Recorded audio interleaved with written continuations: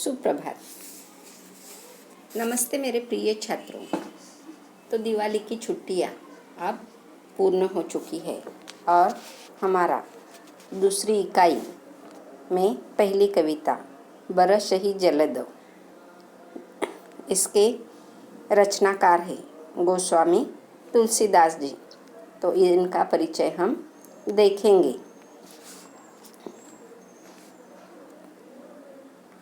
परिचय। जन्म 1511, बांदा, उत्तर प्रदेश। मृत्यु 1623, वाराणसी, उत्तर प्रदेश। परिचय।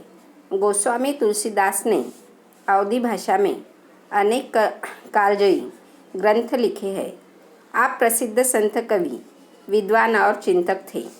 गोस्वामी जी संस्कृत के विद्वान थे। आपने जन भाषा अवधी में रचनाएं लिखी। आज से 500 वर्ष पूर्व, जब प्रकाशन, दूरदर्शन, रेडियो जैसी सुविधाएं नहीं थीं, ऐसे दौर में भी आपका ग्रंथ रामचरितमानस जन जन को कंठस्थ था। आपके द्वारा रामचरित महाकाव्य रामचरितमानस को विश्व के लोकप्रिय प्रथम 100 महाकाव्यों में महत्वपूर्ण स्थान प्राप्त है। और तुलसीदास जी की प्रमुख कृतियाँ। रामचरितमानस यह इनका महाकाव्य है। कवितावली, विनय पत्रिका, गीतावली, दोहावली, हनुमान बाहु, बर्वे रामायण, जानकी मंगल, यह इनका लेखन कार्य है। तो हम यह जो चौपाई, दोहे यहाँ पर दिए हुए हैं, तो पद्य संबंधी हम जानकारी देखते हैं। तो प्रस्तुत पद्यांश में गोस्वामी तुलसीदास रचित रामचरित महाकाव्य के किष्किंधा कांड से लिया गया है। यह पद्यांश चौपाई एवं दोहा छंद में है। यहाँ गोस्वामी जी ने वर्षा ऋतु में होने वाले परिवर्तनों का सुंदर वर्णन किया है। उन्होंने वर्षा के ही साथ साथ समाज की स्थिति, विविध गुणों, दुर्गुणों को भी दर्शाया है। उपरोक्त प्रसंग सीता हरण के बाद का है। श्री राम लक्ष्मण सीता जी की खोज में भटक रहे हैं। सीता जी के बिना श्री राम व्याकुल है। रामचंद्र जी कहते हैं, आसमान में बादल घोर गर्जना कर रहे हैं। पत्नी सीता के न होने से मेरा मन डर रहा है। आकाश में बिजली ऐसे चमक रही है जैसे दुष्ट व्यक्ति की मित्रता स्थिर नहीं रहती। तो यह पद्य संबंधी यहाँ पर दिया हुआ है। तो इस पद में हमें कवि क्या कहना चाहते हैं। तो यह जो प्रस्तुत पद्यांश है, तो गोस्वामी तुलसीदास रचित रामचरितमानस में से, यह महाकाव्य में से लिया गया है। और यह जो चौपाई और दोहे है, तो किष्किंधा कांड जो है, जिसमें किष्किंधा कांड में सीता का हरण रावण करता है और उसके बाद व्याकुल होकर श्री रामचंद्र जी और लक्ष्मण जी सीता को खोजने के लिए निकलते हैं। तो उस समय ऐसा लगता है कि आसमान में बादल घोर गर्जना कर रहे हैं। तो प्रकृति का वर्णन भी हमें यहाँ पर दिखाई देता है। तो देखो,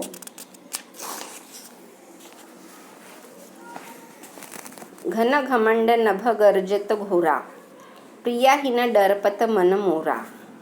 दामिनी दमक रही घन माही, खलकै प्रीति जहा जथा थिर नाही। तो घन घमंड, तो बादल, और घमंड यानी क्या, गर्व। घन यानी क्या, बादल। गर्जत, घोरा, तो घोर। घोर यानी भयंकर गर्जना कर रहे हैं। डरपत, डरपत यानी डर रहा है। दामिनी यानी क्या, बिजली। दमक, दमकना यानी बिजली चमक रही है। खल, खल यानी क्या, दुष्ट। तो यह शब्दार्थ है इसके। तो थिर, थिर यानी स्थिर नहीं है। तो घन यानी क्या, बादल। घमंड यानी गर्व, गर्जत घोरा यानी भयंकर गर्जना कर रहे हैं। डरपत यानी डर रहा है। दामिनी यानी बिजली, दमकना यानी चमकना, खल यानी दुष्ट, थीर यानी स्थिर। तो इसका भावार्थ हम समझकर लेते हैं। तो कवि कहते हैं कि आकाश में बादल उमड़ घुमड़ कर भयंकर गर्जना कर रहे हैं और श्री रामचंद्र जी कह रहे हैं कि प्रिया सीता जी जो है तो उनके बिना मेरा मन बहुत डर रहा है। बिजली आकाश में ऐसे चमक रही है जैसे दुष्ट व्यक्ति की मित्रता स्थिर नहीं रहती, यानी वह चमकती है और चमककर लुप्त हो जाती है। तो जिस तरह से आकाश में दामिनी यानी बिजली चमकती है तो वह हमेशा हमें दिखाई देती है क्या? नहीं। तो उसी तरह जो दुष्ट व्यक्ति की मित्रता होती है तो बिजली की तरह ही होती है। थोड़े ही समय में वह लुप्त होती है, यानी दिखाई नहीं देती है, स्थिर उनकी मित्रता नहीं रहती है। अब अगला दोहा देखो। बरहसी जलद भूमि नियराए, जथा न वही बूंद विद्या पाए। बूंद अघात सह ही गिरी कैसे, खलके बचन संत सह जैसे। तो नियर आए यानी क्या? पास आकर। नियर आए यानी क्या? पास आकर। न वही बूंद म्हणजे यानी विनम्र होना, यानी क्या? विनम्र होना। बूंद आघात यानी क्या? प्रहार।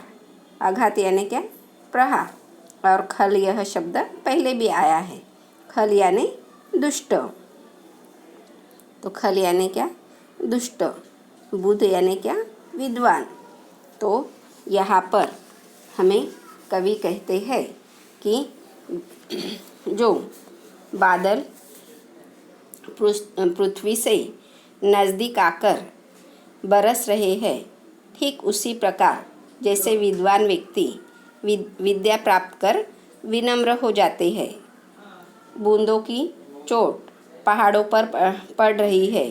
पहाड़ बूंदों के प्रहार को इस प्रकार शांत भाव से सह रहे हैं जैसे संत पुरुष दुष्टों के कटु वचनों को सह लेते हैं। तो यहाँ पर कवि क्या कह रही है? बरसही जलद भूमि नियर आए।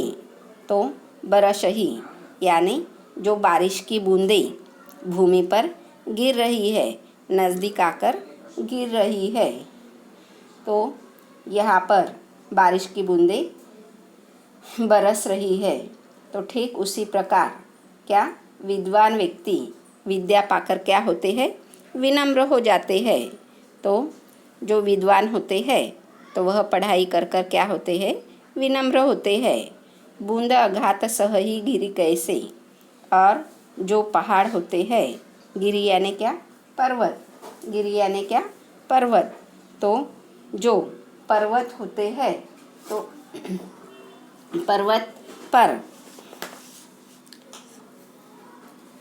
पर्वत पर बूंदें गिरने पर वह पर्वत को कुछ भी चोट नहीं पड़ती है।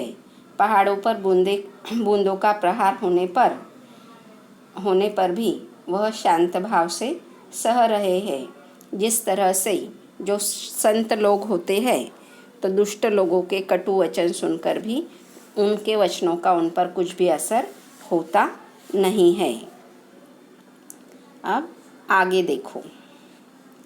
बूंद अघात सह ही गिरी कैसे, खलके बचन संत सह जैसे। क्षुद्र नदी भरी चली तो राई, जस थोरेहु धन खल इतराई। तो आघात यानी क्या? प्रहार। शब्दार्थ देखो। आघात यानी क्या? प्रहार। खल यानी दुष्ट।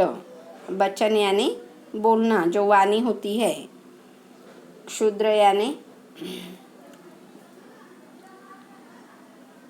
छोटा व्यक्ति, तौराई यानी तैरकर, थोरेहू यानी थोड़े से।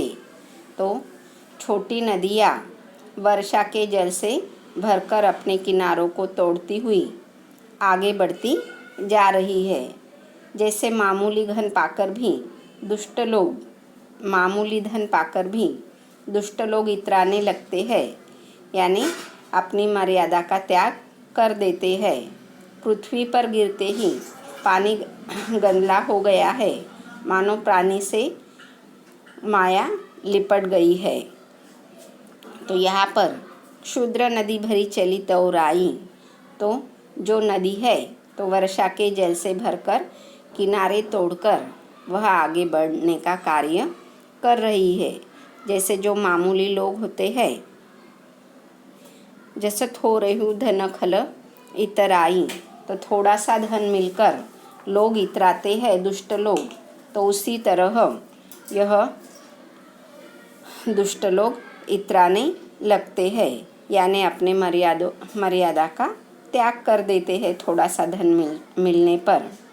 पृथ्वी पर गिरते ही जो बरसात का पानी होता है तो वह क्या होता है, गंदला हो जाता है। मानो जो प्राणी होते हैं तो यहाँ पर जन्म लेने के बाद उनके साथ माया जिस तरह से एक तरह से लिपट जाती है। अब अगला दोहा देखो। सिमिट सिमिट जल भरहि तलावा, जिमि सद्गुण सज्जन पही आवा। सरिता जल जल निधि महुआ जाई, होई अचल जिमि जीव हरि पाई। तो यहाँ पर जिमि यानी जैसे, जिमि यानी क्या, जैसे। पही यानी के पास, पही यानी क्या, के पास। जलनिधि, जलनिधि यानी समुंदर, सागर। महु यानी में, अचल यानी स्थिर। तो इसका मतितार्थ, वर्षा का पानी एकत्र होकर तालाबों में भर रहा है। जैसे एक एक कर सद्गुण सज्जन व्यक्ति के पास चले आते हैं, जिस तरह से वर्षा का पानी तालाबों में भर रहा है और वह एक एक होकर सद्गुण सज्जन व्यक्ति के पास चले आते हैं। नदी का पानी उसी तरह समुद्र में जाकर स्थिर हो जाता है। जिस प्रकार जीव हरि ईश्वर को प्राप्त कर अचल हो जाता है। तो हम देखते हैं कि जो वर्षा का पानी एकत्र होकर तालाबों में मिलता है और वह पानी फिर कहाँ बहते बहते नदी में जाता है और नदी का पानी सागर को मिलने के बाद वहाँ पर स्थिर हो जाता है। तो उसी तरह जो जीव होते हैं तो अच्छे सद्गुण अच्छे व्यक्तियों से मिलने के बाद उनका जो हृदय होता है तो एक तरह से शांत होता है और स्थिर होता है। और जब वह हरि नाम का जाप करते हैं तो उनका मन एकदम स्थिर अचल हो जाता है और वह जिस तरह से मुक्ति का अनुभव करने लगते हैं। तो इसके बाद के जो दोहा है तो वह हम अगली तासिका में देखेंगे। तो धन्यवाद छात्रों।